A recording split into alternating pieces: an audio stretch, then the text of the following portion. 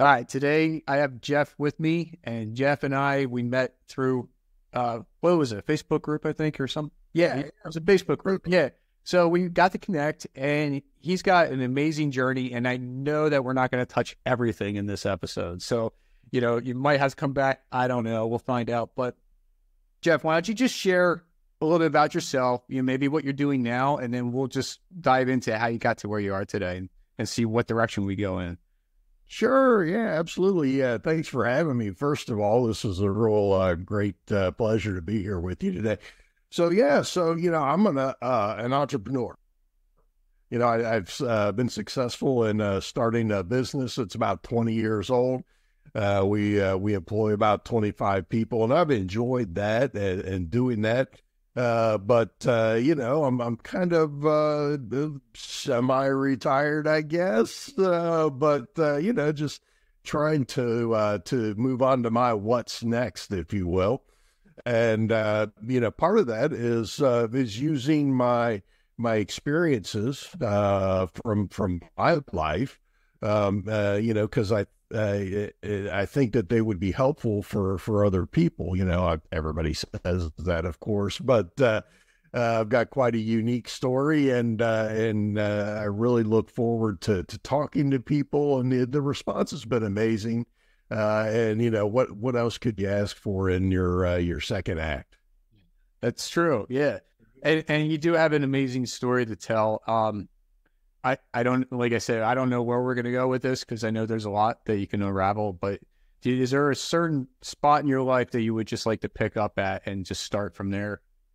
Yeah, just right at the beginning, and, interrupt me at any time. If you think of questions or whatever, but yeah, because really my story starts when I was young, 5, 6, 7 years old. I grew up in a house. I had a mom, a dad, an older brother, and an older sister. We lived in a pretty nice middle-class neighborhood. It was a great neighborhood to grow up in. I spent a lot of time down at the creek catching crawfish with my friends. And in many ways, I had a great childhood, but there was brokenness in our home. And I find out my older brother and sister, my older brother was like 8 years older than me, and my older sister was 6 years older than me. So there's a bit of an age gap there. And I come to find out later that that's because they were from my mom's first marriage, something I had no idea about. But that caused some dynamics in our family that I didn't understand. I was too little, but my older brother and sister acted out, I guess would be the best way to put it. I was the younger stepbrother, so I was the proverbial stepchild, and they abused me physically. I guess, I was seen as the little spoiled new kid from mom's new marriage or what have you, but you know how that goes. So, and my brother and sister were into all kinds of trouble, right? My brother especially, he was a pretty violent person, and not just towards me. He would get in fights at school and oftentimes get in trouble, get arrested, got in trouble with the police many times. He was in juvenile detention. Interesting story that I think kind of is illustrative for me of an important concept that I've found is my brother, when he would get these fits of rage, sometimes he would punch holes in the walls of our house. So there were several of these, right? And I remember my mom one time taking a smiling portrait of our family off of the buffet in the dining room and hanging it over one of the holes that Tim had punched in the wall. And, I think that that's something we all do. We don't want to go around with dour faces with all our problems on our sleeve every day. And so we hang that smiling picture over some of those holes in our lives. We all have holes in our lives, right? But something that I've found, Jon, over the years is that, real healing takes place when you take that picture down. You can't fix the hole in the wall till you take the picture down. And I've learned that is very important. Transparency is very important. So that's what I like to do with audiences. I like to take the picture down, say, hey, here's Jeff, warts and all. So you're not going to like some of what you hear, but, this is Jeff, warts and all. And here's what I've learned along the way. But there was a lot of alcoholism in our family. Mom was an alcoholic as young as I can remember. She had a drinking problem. One time she got drunk and she backed her car out of the garage, and it was just in November, and she backed into a snowbank along the side of our driveway. I was like 11 years old, and I get the tractor out and I pull Mom out of the snowbank and I kissed her goodbye, and that was the last time I saw her. That night she drove drunk under the wrong way onto the highway and under the rear wheels of a semi-trailer. So at 11 years old, at the first funeral I had ever attended, I stained this top of my mom's wooden casket with my tears. It devastated that little kid. It's a difficult thing. And my older brother and sister, they continued to have problems in and out of juvenile detention. My older brother, I'm not sure what it was, but he was just, out of control. Probably doesn't even start to describe Tim. He was just everywhere and always getting in trouble. And when I was 14 years old, 3 years after the death of my mom, Tim was drunk with a beer in his hand, what was left of a six-pack on his floorboard, when he failed to merge and drove his car under the back end of a semi-trailer and died at the young age of 22. So both my mom and my brother died in incredibly tragic circumstances at a young age. So that is the beginning, right? That's where Jeff starts out life. Did you have anything you wanted to jump in here on that, Jon? Yeah, I just a little bit. I mean, that's a lot to take in right away. And, right. Within, was it 4 years, I think you mentioned, of a change for you. And, yeah, it sounds like you were close, but then you weren't close with your family because, you were from another father, correct? And, so it's just, I can't even imagine, you know what I mean? Like, I'm sure other people go through stuff like this too, but it's just like, for me not to feel that, not to be on that side and go through it, like I can only just feel for you. So that's, but isn't it true of suffering, Jon, right? Suffering, struggle, difficulty, your struggle, your difficulties aren't the same as my struggles and my difficulties. Exactly right. But I can look at that and go, wow, you know what I mean? Yeah. Like, and I'm talking to you today, Jeff, and it's like, you went through this, and I know you went through so much more after that, but and just to see who you came out on the other side. So that's what I got to say right now. I mean, if you could go ahead and jump right in and just continue with your journey, and because I know everybody needs to hear it. Yeah. Well, and one of the verses that they read at my mother's funeral was from Romans, and I'm not going to go all Pentecostal on you here or anything, but it was Romans 8:28, which says that God can make all things work for good for those who love Him and are called according to His purpose. And that branded on my heart that day at her funeral when I was 11 years old. And that was very important to me as I grew up. And sure, for a while, I did not handle this all very well. I kind of checked out of life. But I held on to that, and I held on to the faith that my mom gave me. It was very important to her, and it was very important to our family. I went through some difficult stuff. A lot of kids go through difficult stuff. And so, oftentimes in our most difficult moments in life, we find purpose. And I found purpose in my struggle and my difficulty. And I got involved with the youth group at work, teaching youth group at work at church. And I taught senior high Sunday school for 17 years. I had a real heart for reaching out to teens because, I know a lot of kids go through difficult times at home. And if they know somebody that has been through difficult times at home too, again, their struggles may not be my struggles, but, we've struggled as kids, and the result is the same. And oftentimes, if you take down that picture and you talk to kids, you'll be amazed at what you'll learn about what they're going through and how you can talk to them. Yeah, they tend to cover up a lot sometimes, don't they? Oh, yeah. That's what I did. I withdrew, and I think I find that a lot when I see kids that have difficult situations at home. I'm no psychiatrist. I've spent a lot of money on them over the years, and but they withdraw a lot of times, and that's what I did. I withdrew. I was just kind of plodding through life, and I think that's what happens a lot to kids that go through traumatic situations at home. Mm-hmm. Yeah. And then, so after the passing of your brother, then what happened? So I lived a good life. I started a business. I started a family. My wife probably saved my life. She's the one that really kicked me in the butt, and kind of got me going again. And said, no, we're not going to play that game. So, I think that you brought it up earlier, John, that our struggles, our difficulties in life, my opinion is they never leave us the same. I think we all probably agree on that. My opinion is it's a choice. It's a choice. It's up to me. Am I going to let this make me better or bitter? Is this going to be a stumbling block, or is it going to be a stepping stone? And we have to make that choice.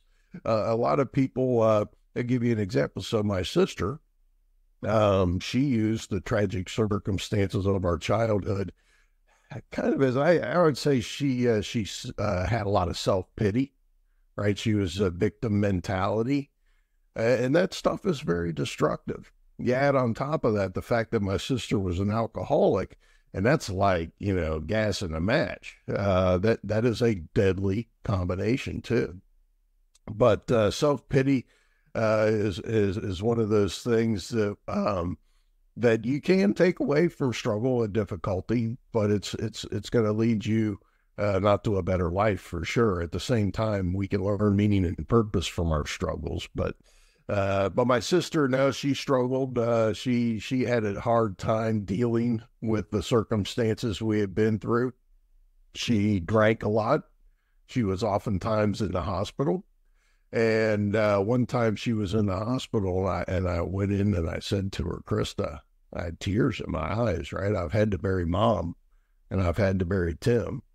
Don't make me have to bury you too. Of course, she reassured me, as any big sister would, but she failed to keep the promise that she made to me that day. And I was called to the hospital one time, and it was nothing else that they could do for her. I had to make the decision to remove life support. Spent a large part of the next 3 days with her as she died. It was an example, I think, John, of what struggles and difficulties in life can be. It's kind of a choice. Are we going to let it be something that leads us to a better place? I'll tell you an interesting story. We've all heard the 5 stages of grief, right? Denial, anger, bargaining, depression, and acceptance. And the lady that wrote that, Elizabeth Kubler-Ross, her protege, David Kessler, wrote a book after her death based on their work together with the Foundation's blessing, and it's called The 6th Stage of Grief, Finding Meaning and Purpose. Now, the stages aren't necessarily you do this one, then you do that one, then you spend time in each one of those stages, right? And even if you add the 6th stage, there's only 2 of those stages that are a good place to be. You don't want to be stuck in denial, anger, bargaining, those types of things.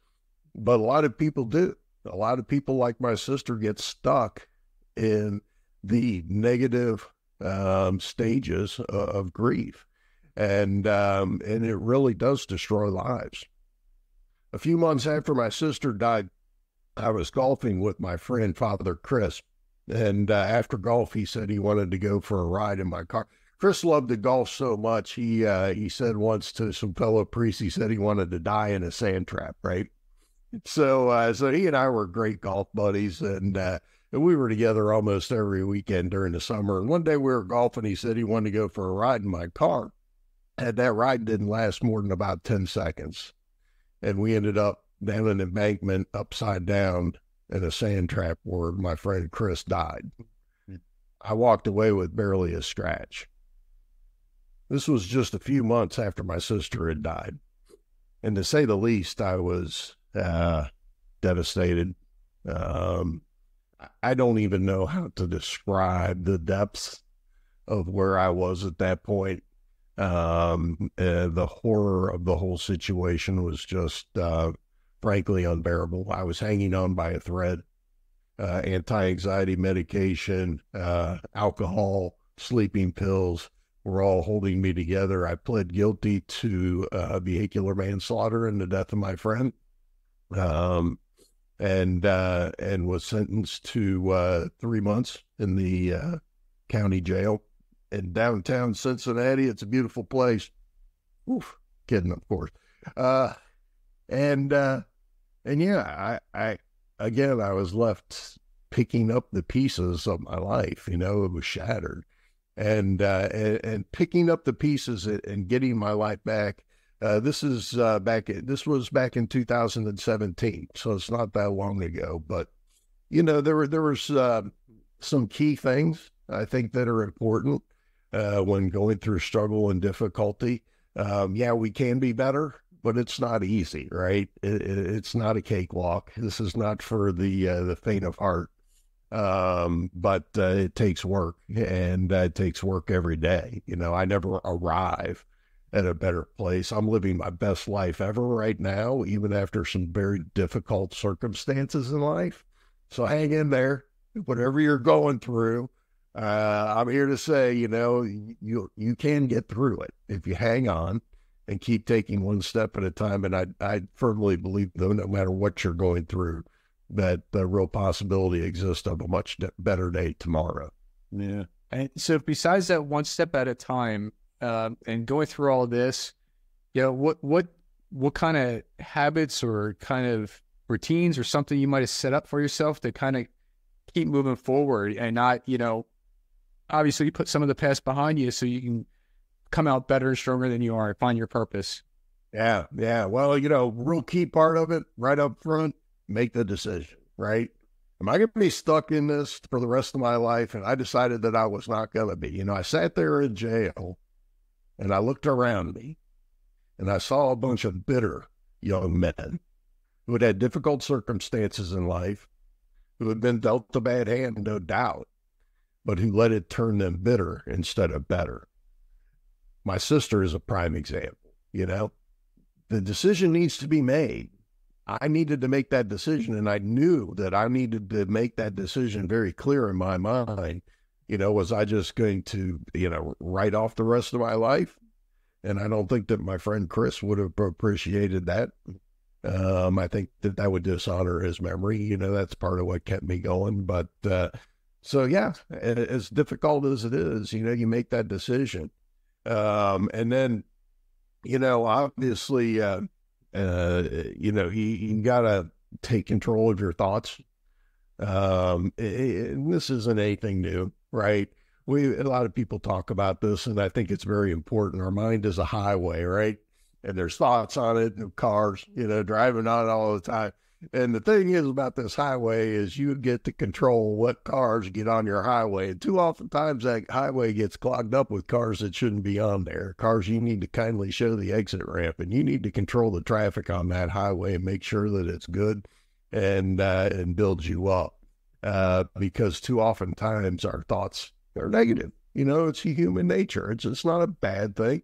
It's just that, you know, that's where our mind typically wants to go, and we need to be very conscious each and every day, I think, about making sure that we're keeping our thoughts as positive as possible. I think that that's key. Yeah, and what would you say that you used to make some of those cars exit? Yeah, so yeah, I think you can kind of tell. I could tell in myself, you know, when I'm starting to get kind of grumpy or an attitude, or you know, I can just tell when I'm down. You know, that I need to grab a hold of and get rid of that stinking thinking. But, you know, for me, shoot, I mean, heck, I had a lot of negative cars on my highway because I was pretty guilty. I was pretty convicted. I was pretty, you know, low. about myself, and why shouldn't I be, right? I'm guilty of the death of my friend.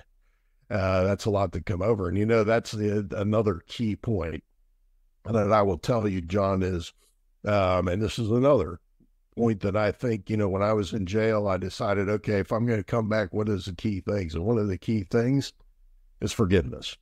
I believe that one of the most important paths to peace of mind in our lives and peace in our lives is forgiveness, radical forgiveness. Obviously, I had a lot of forgiving to do, man. Forgiving myself was the biggest, most difficult thing. And those are thoughts, right? Those are thoughts about myself. And when I'm beating myself up and when I'm, convicting myself in my head, sometimes I need to grab a hold of those thoughts and turn them around. But forgiving yourself is vital, because you can't forgive anybody else until you forgive yourself first. And I have a lot of forgiving to do about myself, but also, heck, my family, my mom, my brother, my sister. And there was this one guy during my trial, which was all over the newspaper. It was really kind of a circus. And there was this one guy who was really stirring up the press, right? And he used to be a bailiff at the courthouse. He was a friend of Chris's, and he wanted to make sure that I got the full extent of the law. He wanted the book thrown at me, and he was talking to the prosecutor's office. He was talking to the newspaper, the press, stirring up stories in the newspaper, getting on the front page of the newspaper. And he was talking to Chris's family, stirring up a lot of resentment and bitterness. It probably was the reason that, vehicular manslaughter is something that people don't usually spend jail time for, but was probably the sole reason that I ended up spending time in jail. About 2 years after I got let out of jail, I'm still on probation. And this guy, his name was Gary, right? He reaches out to me. Well, they're like, I don't know if I should talk to this guy. I talked to my attorney. He says, no, man, you're still on parole or probation. This guy definitely is not our friend. You shouldn't say. But he was trying to call me, and he sent me a letter. And Gary, I said, you know what? I got to talk to this guy, right? The curiosity was killing. So I talked to him.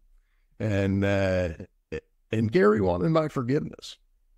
He wanted to know that that he had forgiven me, and he wanted my forgiveness in his words, for crucifying me. And of course, I had decided that forgiveness was vital to my recovery, to my healthy state of mind. And so I was happy to give that to Gary. I was happy to give him that release, The thing I didn't realize, though, was Gary was dying. He was terminal. He died just a few months after he and I talked. And I think that that's a real lesson for me, is that, I've heard these stories before where we seek reconciliation, we seek forgiveness, and when we know our time is short. It's one of those primary things that we try to accomplish before we die. Why? Because we want to die in peace. We want to die in peace. So doesn't it follow that if we want to live in peace, that we should do the same thing? Yeah. Yeah. I mean, what if you never talked to him before he passed away? You know what I mean? Right. Yeah. And you would have never known. Yeah. Both he and I would have taken that with us, the rest of our lives. And what good would that have served? I was happy to give Gary what he needed to die in peace. Yeah. That to me is one of the greatest things that I could have done in my life. And I was happy to do that. But it taught me a lot about, how I need to live my life as well. That's awesome. Yeah, that's a great little story there you got, about talking about forgiveness. And, you could sit there, you could assume, and you could listen to your lawyer and, go back and forth and, hey, I'm not supposed to talk to this guy, but sometimes you had the feeling, you just had to answer the phone or call him and find out what's going on. And that's it. Like, he wasn't there it doesn't sound like he was going to yell at you or anything, right? Yeah. Well, you never know. You don't know, but you got to find out. I took the chance, and but that was a very special moment for me, and I think it was a special moment for Gary too. And a lot of healing happened from that. I can imagine on his end, he probably felt relieved, and maybe not knowing exactly how long he had left to live, but that gave him peace right there. Honestly, John, yeah, I don't think he could believe it. He was like, "Are you sure? Are you sure?" He kept asking me, we forget. I said, "Yes, Gary, it's okay, man. We're good." And he kept asking me, but it's so important to our mental health and well-being. We carry this stuff around. We carry these grudges around. When I said forgiveness, who was it that you thought of? We all kind of have those people, and it happens every day too. We have little fleeting moments, I should say, of, unforgiveness in our heart. That person that pisses you off in traffic, or, the guy at work, or, whatever it is, the guy that got the job that you wanted, or, the boss that canned you, or whatever it is. And this stuff really does take its toll on our health and mental health and well-being, and letting it go gives me great peace in my life. Yeah, that's good. And so, I mean, real quick, like, how did you trying to forgive yourself? I mean, that's hard to do, like, for people, to sit there and go, I forgive myself, right? Yeah. So what was it like for you? I hope you think that this is so simplistic and stupid, but it was just that. You just said it. It was a matter of, in my mind, every night, I have certain things when I go to bed that I meditate on and I pray on, and that's one of them. I forgive myself. I forgive myself. I say that 10 times, 15 times, however many times. And when I feel that resentment building up inside me, whoever it is, I forgive my father. I forgive my mother. I've had to say that 1,000 times to myself. But really, we're spending so much time saying, I don't forgive them. I hate them. I'm mad at them. I've never we spend so much time putting that stuff up here. We need to counteract that. We need to get some good cars on the highway. Yeah. I mean, right. It sounds simple, but, that's the way I have achieved a lot of my forgiveness. I don't have to go to my father and say, hey, I forgive you. Because, frankly, he'd probably say, what for? It's more about inside of each of us, right? The stuff that we're carrying around, the baggage that we're carrying around that we need to set down and let go. Yeah. And you turned it there. Like, you started to say, I forgive myself, instead of just keep beating yourself up, right? And that's work, right? And you said 15 times, and I don't know how long you did it for, but it's a daily maintenance. It is a daily maintenance. It is. But once you make that commitment and you keep on carrying through 7 days, 21 days, months, years, man, there is so much stuff we don't forgive ourselves for, and there's so much that we just stupid human stuff. And even my accident, I mean, you can make an argument, but it was stupid human stuff, right? And we let this stuff define who we are to ourselves, and that's a real problem. That's a real problem. Yeah, and you could have went down that path and just beating yourself up, but you chose not to. That's great. I know you had real quick. I know you had a story. I think it's more enlightening, I guess, when you were climbing a mountain. Yes. You want to share a little bit of that, with Sure. Yeah. I think that, so I talked a little bit earlier about having purpose in our lives and how that oftentimes comes from our difficult struggles and most difficult situations, right? So One of the things that I decided when I was 50 years old is I decided I was going to climb Mount Rainier in Seattle, Washington. And there's reasons for that. My son-in-law, he was a park ranger out there. And if you've never been out there, the mountain is enticing. It draws you in. It's amazing. And you sit there and you look at it and you're like, well, that doesn't look that big. I could do that, but it's hard as heck. It's very difficult. So I decided that, I'm not like this huge outdoors person. I've done my fair share of camping, but I decided I want to do this. I had already made it one of my mantras in life. If you're going to do something big, attach it to something bigger, right? So I decided that I was going to use this as an occasion to raise money for some missionaries that Shelley, my wife, and I support in Guatemala.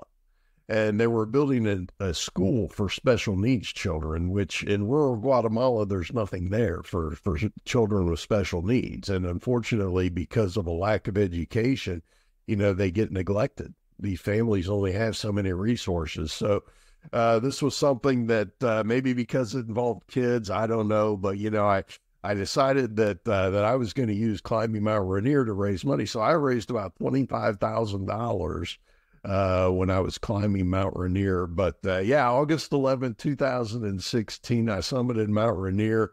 It was the greatest physical accomplishment of my life.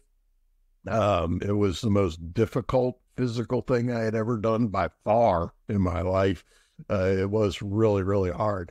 But yeah, it was also very meaningful. When I reached the summit, I cried. I had this resolve. I had this desire. I had all the letters in my backpack as I climbed that glacier. I had all the letters of support. I knew that I was climbing for something more than just a bucket list item or a middle-aged guy, right? This was bigger than that. This was more important. This was bigger than me.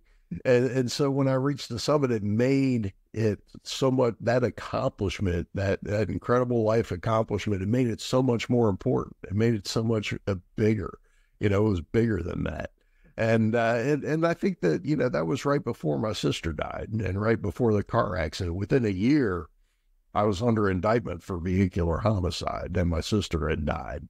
So you can go from the mountain to the valley real quick. It's just life, and that's not meant to be scary. I tell you something that's real important to me, John, is gratitude. I learned very early on in life that our time here is indeterminate, and that I need to make the most of every day. And part of that is being grateful. And being grateful and having gratitude has so many positive mental health effects when we're that. And there's some thoughts that you can put on that highway, John. I'm thankful that I've got this meal. I'm thankful that I've got a warm bed to sleep in. There's so many things. When I go down to Guatemala, man, that makes me thankful when I walk into a mud hut where they have an open fire cooking dinner, and a family lives in this place that's no bigger than my bedroom. They have no electricity, no running water. Most of the kids have parasites. That gives me perspective on my life. So every night when I go to bed, I go over the things that I'm thankful for that day, and I think that is so important for us each to put those thoughts, because there's lots of studies out there how much being grateful, how much gratitude is good for our mental health and well-being, and how it helps fight anxiety and so many other things.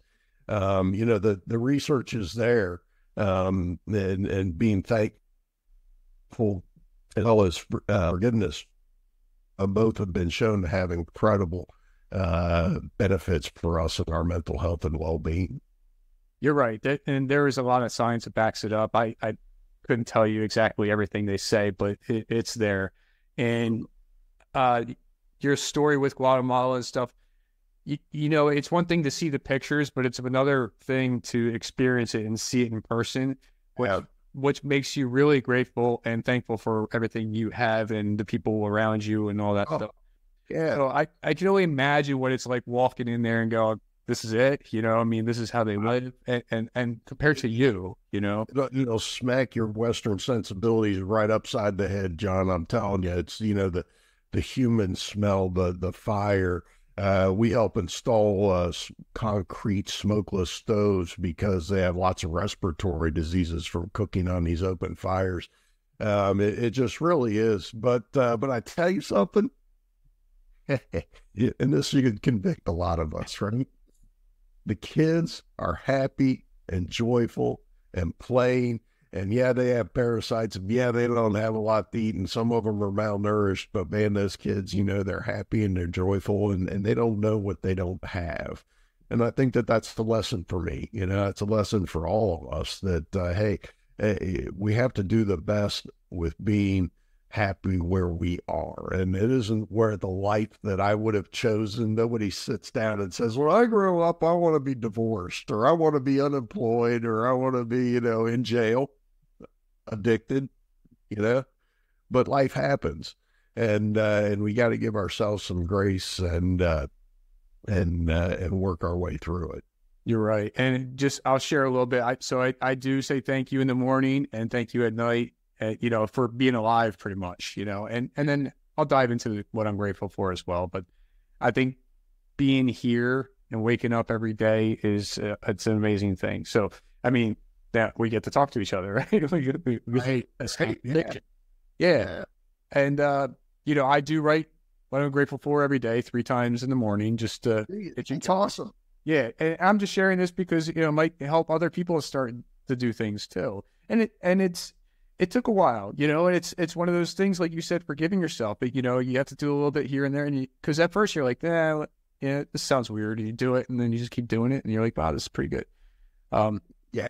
But yeah, Jeff, I appreciate you sharing everything you shared so far about your journey. And I know like I said, we probably only scratch the surface of some of this stuff. We could dive into so much other areas. Yeah. But yeah, how can somebody reach out to you just to talk to you? Or I know you're interested in speaking and stuff like that. And I don't know how you're helping people, but what's the best way to contact you? I'm speaking to audiences, and I talk to people about just that, being our best selves.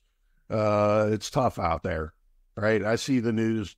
I see the statistics about depression, anxiety, and so I talk to groups about that because it affects us, who we are as human beings, who we are as family members, as husbands, as spouses, and it affects us who we are at work and how well we accomplish our goals in life. All of this, starts right up here.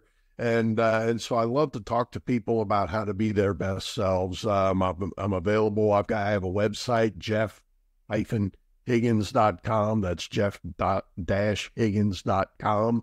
And people can, there's some other podcast recordings on there, but absolutely you can reach out. And, I think people think I'm kind of crazy when I say this, but I'm thankful for my scars. In many ways, I'm thankful for my scars. And like I said, nobody wants to go through this, but I have the ability to talk to the addict with a certain amount of empathy that some people can't have. I have the ability to talk to those victims of childhood trauma, of abuse. I have the ability to talk to people who have been in jail, imprisoned. I had the ability to relate to people who feel so weighed down by their own guilt that they just don't feel like that they can go on. I count that as a blessing, and if I can be there for anybody out there, you can reach me. You can send me a message on my website. I'd love to communicate with you. That's awesome. Yeah, and I don't think you're crazy. I say I'm thankful for my struggles. So, and I'm still struggling with some stuff too. So, and I'm sure a lot of people are, but sure. if you accept it, that then it makes you grow, right? That's how I look at it. Yeah, none of us are escaping it. I don't think any of us are getting out of this unscathed. No. Jeff, I have one question for you. What are 3 key things you've learned and used along your journey? Yeah, and I think we kind of covered them. I don't know, this isn't really a faith show, but faith is so important for me. But understanding the importance of being in tune with who I am, and knowing when I need to practice my forgiveness, when I need to practice gratitude, And those days when I really need to grab control of the thoughts that are running loose in my head, those are three very important concepts that none of us arrive. I think I said this already. I don't arrive. I'm not, I'm just a ride, John. We're all trying to do this. We're all trying to maintain, and get better, and do it in our best selves. And it's not easy. It's hard, and life beats us down each day. So we need to maintain each day, and I think one of the biggest things is, there's the hard things in life that we choose, and there's the hard things in life that choose us. And I think that it's important to be ready for the difficult things in life that choose us, that we sometimes choose to do the more difficult things in life, like climbing a mountain, like starting a business, like having a family. I think that those things very oftentimes prepare us for some of the unexpected stuff that happens to us. And so I encourage people, find the difficult thing, do the difficult thing. It's very important. And lastly, just, never give up. August 11th, 2016, I stood on the summit of Mount Rainier. I was victorious. I had overcome my childhood. I had a successful business and a beautiful family. Within a year, I was lower and more broken than I ever thought a human being could be. I could not imagine being that broken. Exactly 6 years later to the day, August 11th, 2020, I got my 22. No, 23. I got my driver's license back. It was the last piece. I had paid the fines. I had done my time. I had done my probation. I had served my driver's license suspension, and I got it back, and I sat there and I held that. And it was every bit as much like being 6 years ago, that same Thursday, 6 years ago, when I was on the summit of Rainier. And the point being that, life's going to throw hills and valleys at us. Sometimes they're mountains and deep gorges. But we were made to overcome life's greatest struggles. Absolutely right. Yeah. Well said. Thank you. I appreciate you coming on and sharing everything you share with everybody. And I look forward to connecting with you again sometime down the road. So thanks. Yeah, I would love to. I've got lots of stories we could tell. We didn't even touch on my jail stories, man. I could do a half hour just on jail. All right. Next time it's jail. Next time we'll just talk about jail. All right. Thanks, Jeff. John, my pleasure. It's been great. Thank you for having me today. You're welcome.